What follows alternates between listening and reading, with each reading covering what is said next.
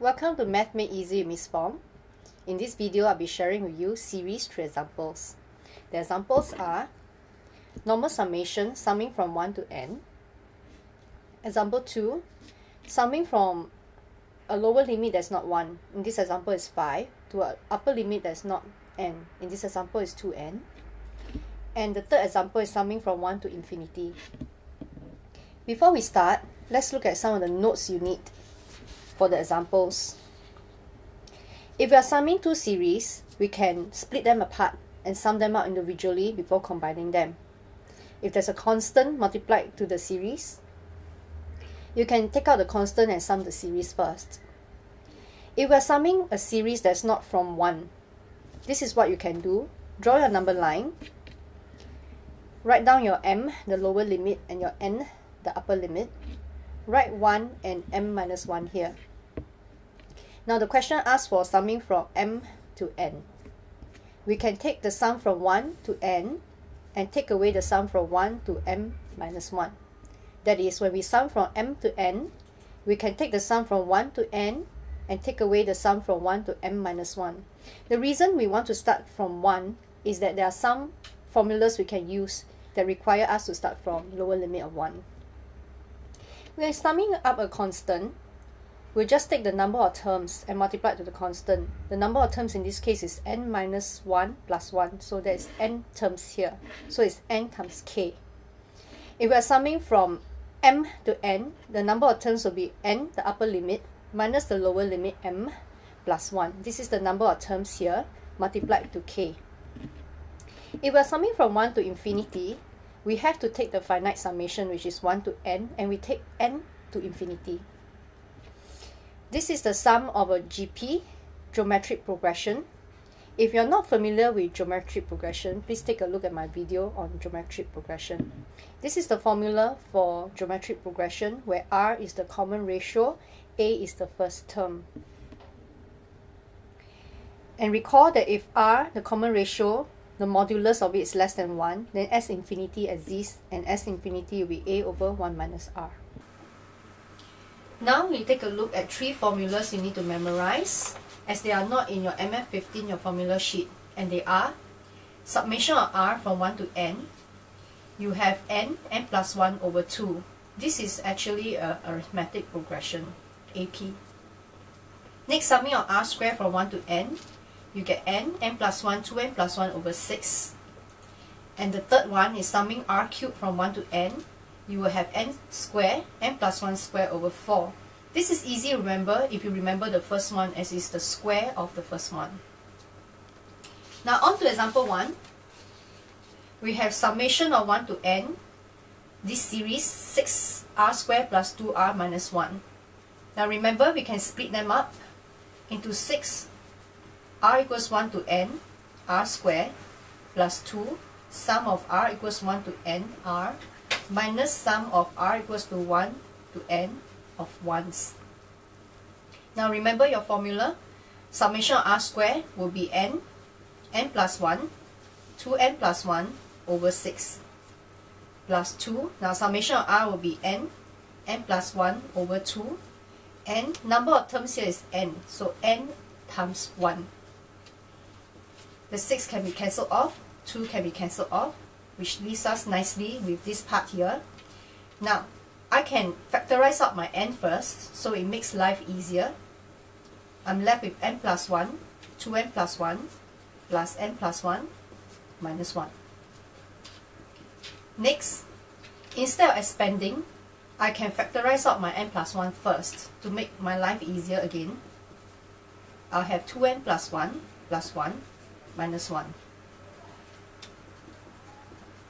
Now, I just simplify this part here, which will be 2n plus 2. I can take out my 2 again, which will be left with n plus 1. And here we have n plus 1 times n plus 1. I'll have 2 n squared plus 2n plus 1 minus 1. Expanding it, I'll get 2n squared plus 4n plus 2 minus 1. Simplifying this, I'll have 2n squared plus 4n plus 1. We have arrived at the answer actually. That's because this cannot be factorized anymore. And we are done with example 1. Now we are on to example 2, where we are summing from a lower limit not 1 and an upper limit not n. In this case, we are summing from 5 to 2n. Just split up the series as per normal. Just write it out as you would for any normal series. Okay, notice that this is summing from 5 to 2n. Again, we draw our number line. Remember, we are summing from 5 to 2n.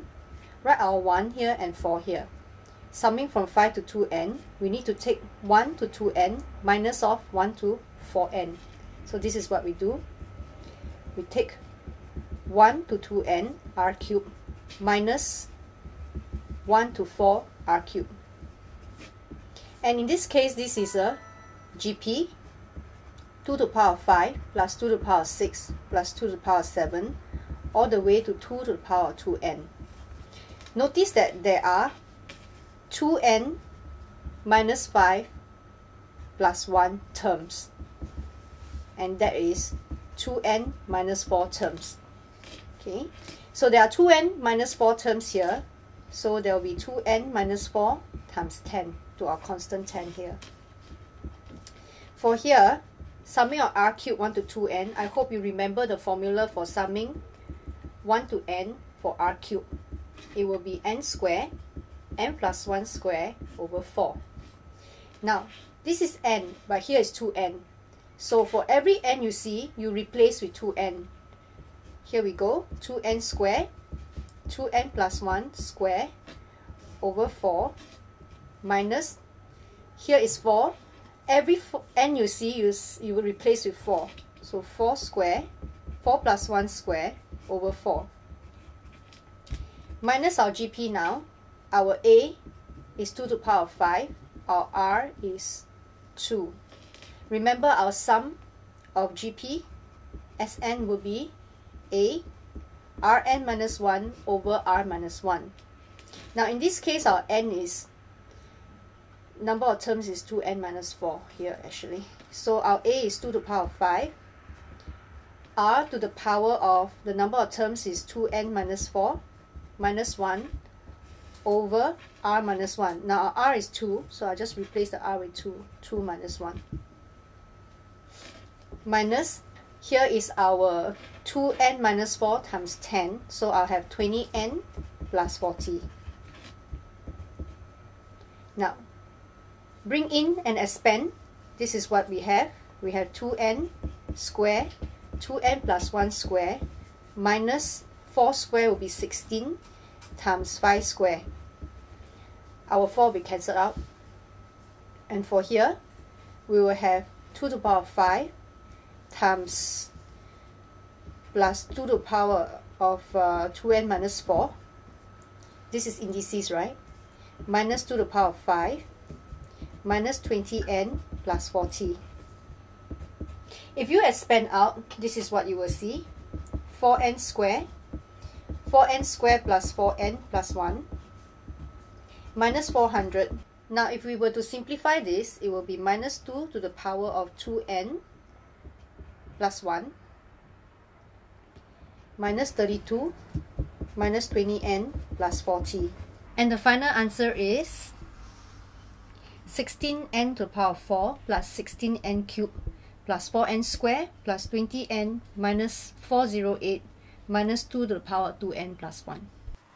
Now we are on to our last example, example 3, taking the sum from 1 to infinity. How do we deal with 1 to infinity? We have to take the sum from 1 to n, which is our finite summation, and taking the n to infinity. So we just repeat the series here. To deal with this kind of series, we need method of difference technique, which will be my next video. For now, just know that sum of 1 to n of 1 over r plus 1 will be 1 minus 1 over n plus 1. So let's just replace the finite summation with 1 minus 1 over n plus 1.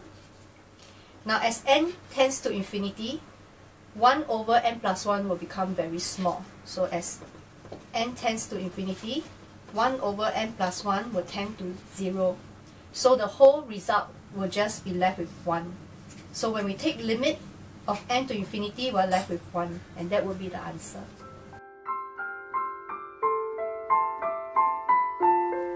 Thank you for watching my video. If you are interested to learn more, please subscribe to my channel.